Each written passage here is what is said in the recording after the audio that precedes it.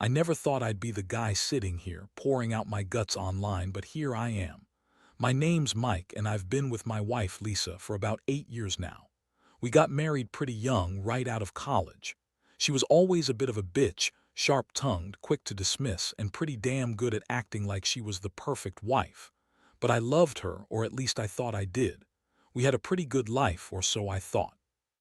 We bought a house, had a dog, and I was working my ass off trying to build some kind of future.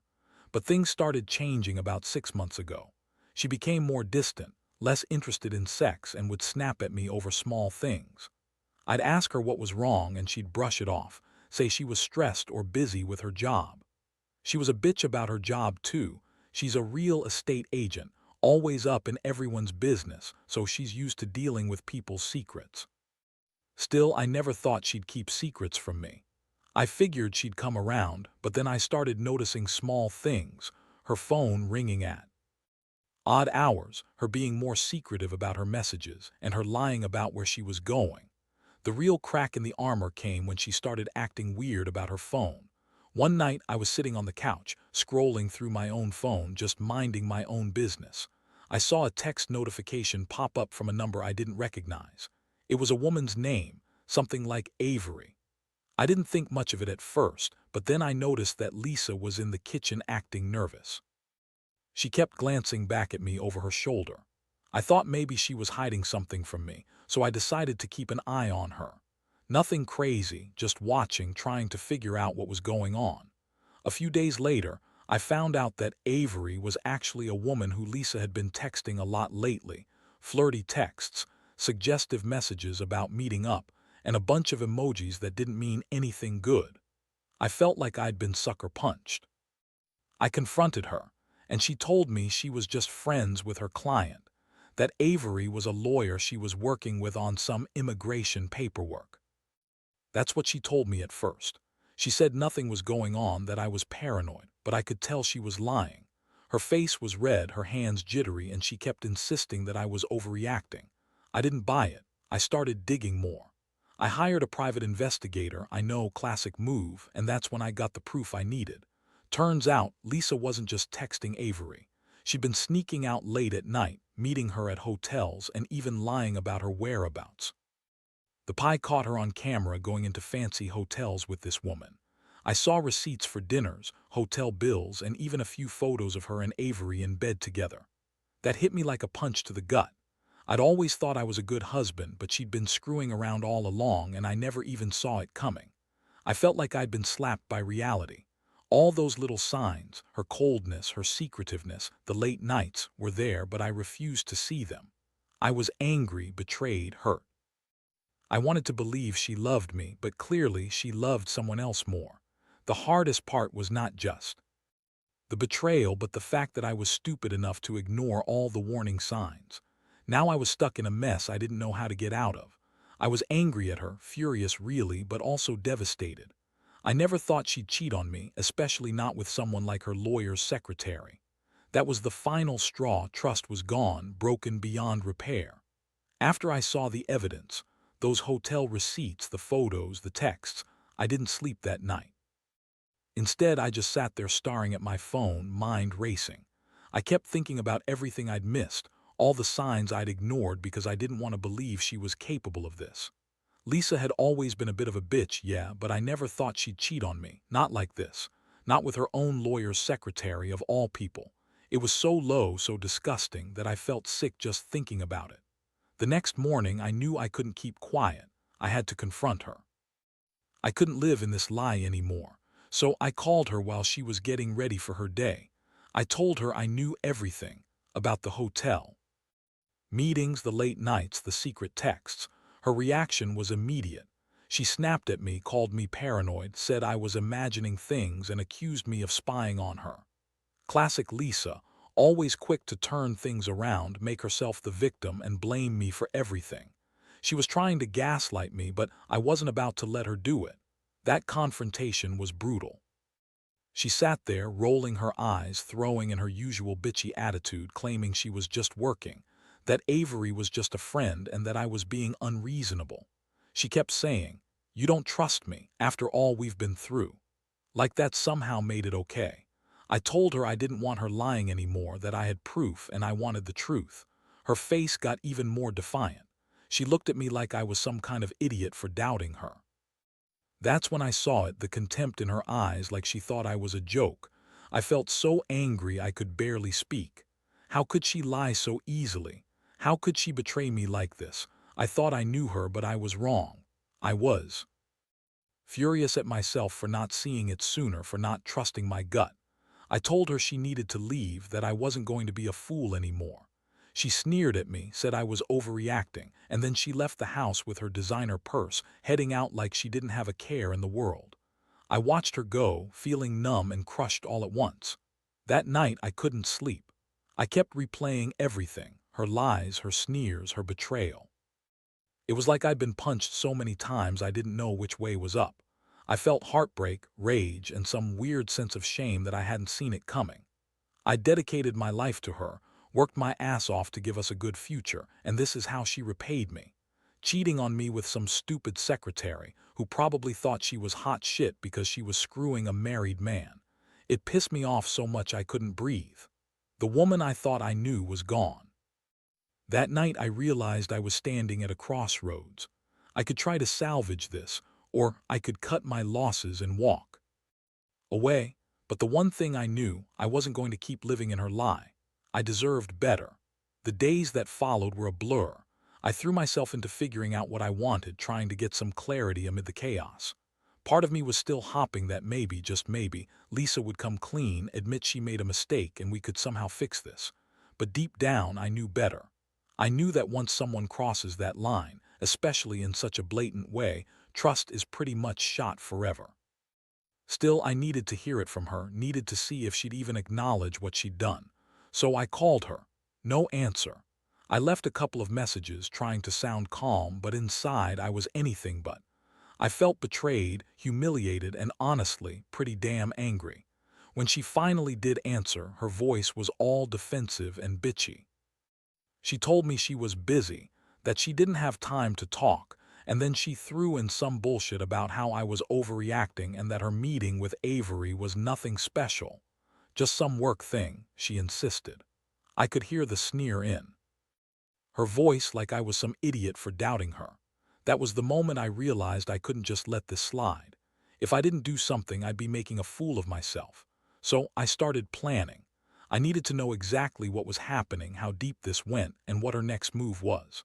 I hired a private investigator again to follow her around, this time more discreetly. I wanted to see where she went, who she met, and most importantly, if she was still sneaking around with Avery. A week later, my pie came back with even worse news. She'd been meeting Avery secretly, not just at hotels, but at her apartment too. There were more photos, these ones of them in bed together, looking utterly disgusted with myself for ever trusting her. The hotel bills, dinners, even some receipts from a fancy spa they went to after one of their secret dates. I felt that old familiar rage building up. How could she do this to me? After everything we had, our plans, our life together, she threw it all away for some secretary. I couldn't believe it. It was like my whole world was crumbling. I remember sitting there staring at the pictures, feeling like I'd been kicked in the stomach. All those nights I stayed up worrying, all those little gut feelings I ignored, yeah, they were right. She'd been screwing around behind my back the entire time. I thought I knew her, but she'd been lying to my face the whole damn time. I felt betrayed, not just by her, but by myself. How could I have been so blind? How did I miss all these signs? It wasn't just a fling, it was a full-blown affair, and I was the last to know. That realization hit me harder than anything. I'd invested 8 years of my life into this woman, thinking she was my partner, my best friend. And now I saw her for what she really was, a liar, a cheater, someone who could toss everything aside for a quick fuck with her secretary. That hurt worse than anything. I started questioning everything, my judgment, my worth, even if I'd ever truly known her at all. It was a brutal blow, and I knew I'd have to decide what's next. Whether to fight for the scraps of what was left or to walk away, and finally accept that she'd betrayed me beyond repair. The anger simmered, but underneath it, there was an even deeper hurt that I couldn't shake. For days, I oscillated between rage and despair. I'd stare at the photos of her and Avery lying in bed, and I'd feel this intense urge to destroy everything she cared about. But I also knew that revenge, that kind of thing, could be dangerous, and honestly, I wasn't sure I even wanted that. I just needed her to understand that I knew what she did, and I wasn't going to pretend everything was fine anymore. One night, I finally decided enough was enough. I called her again, knowing she'd probably ignore me, but I needed to hear her voice. When she picked up, her tone was snippy, like she was annoyed that I was bothering her. I told her I knew everything: the hotel stays, the secret meetings, the sex. I told her I'd seen the pictures, that she'd thrown 8 years of our marriage into the trash for some secretary's thrill. Her response was just more lies and denial. She claimed she was just tired, that I was crazy, and that Avery was just a friend she'd been helping with some legal stuff. Yeah, right? I laughed bitterly. I told her she could keep lying, but I wasn't stupid. I warned her that I was done being played for a fool. That's when she snapped, calling me paranoid, accusing me of spying on her because I was insecure. She screamed at me, told me I was overreacting, that I didn't trust her. But I knew the truth. I just didn't have the words to say it right then. All I could do was listen and feel my blood boil. The next morning, I started planning my next move. I'd already hired the pie. Now I needed to get some legal advice. I reached out to a divorce lawyer, and when I told her what I found, she told me I had a strong case for cheating, betrayal, and abandonment. I felt both relief and dread. Relief because I finally had proof, and dread because I knew this was going to be a hell of a fight. I wasn't just going to walk away, though. No, I wanted to make her pay for what she did in a way that she'd remember forever. So I decided to take control of the situation. I started collecting every piece of evidence, everything I could find. It's crazy how much you can uncover when you look. I photoshopped together a timeline, pinning down her lies, her excuses, her sneaky meetings. I thought about confronting her with all of it, but I knew that would just be a show. She'd deny, deflect, and make me the villain once again. Instead, I kept quiet, waiting for the right moment. I wanted her to feel the fear, the guilt, the betrayal I'd been carrying around. I wanted to see her squirm when she realized I knew everything. That's when I realized I wasn't just angry, I was determined. She crossed a line, and I was going to make damn sure she paid for it. The wait was excruciating, but I knew I had to be patient. I wanted her to feel the weight of her betrayal, to see her unravel just a little. So I kept quiet, watching her, waiting for her to slip up again. Meanwhile, I was already making plans, talking to lawyers, drafting what I'd tell her when I finally confronted her with everything. I knew I had the upper hand now. She thought she was clever, sneaking around lying, but I had her cornered. One evening, I came home earlier than usual just to test her reaction. I wanted her to know I wasn't just going to sit around and be a victim. I waited in the dark, hidden behind the door, and when she walked in, fancy purse, heels clicking, acting all innocent, I just looked at her. Her face froze, her eyes darted around, and her whole body stiffened. I said, "We need to talk." Her smile, or what I thought was a smile, looked more like a mask. She tried to act nonchalant, but I could see the cracks. I pulled out my phone with all the evidence, screenshots, bank receipts, the photos from the hotel. Her face turned white.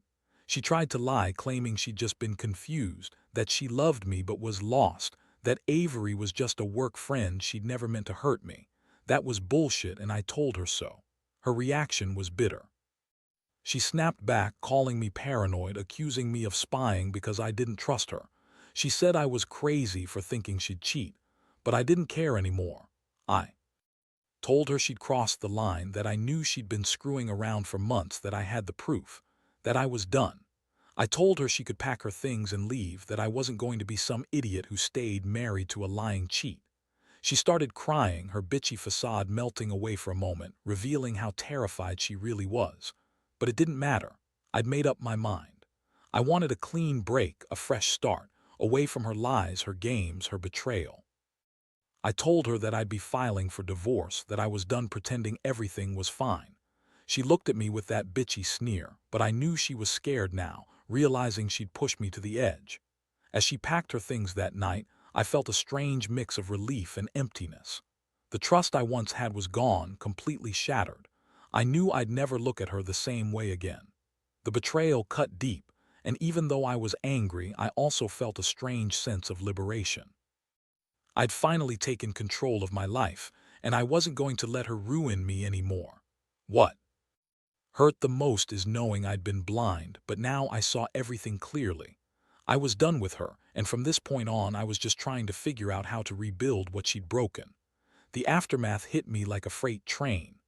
I moved out of the house within the week, leaving behind the memories, the lies, and the woman I thought was my wife. It was one of the hardest things I've ever done, packing up her things, knowing I'd been betrayed so thoroughly. I still remember that feeling of emptiness, of losing not just a partner but also the future I'd envisioned with her. But deep down I knew I couldn't stay, not with the trust shattered beyond repair. The divorce process was messy, of course. Lisa fought it every step of the way, calling me names, trying to spin her lies even in court. But I had the proof. I had everything I needed. Every hotel receipt, every text, every sneaky meeting. Her face during the court hearings was priceless. She looked defeated, like her whole world was crumbling. I felt a strange sense of justice, even if it didn't erase all the pain I'd made.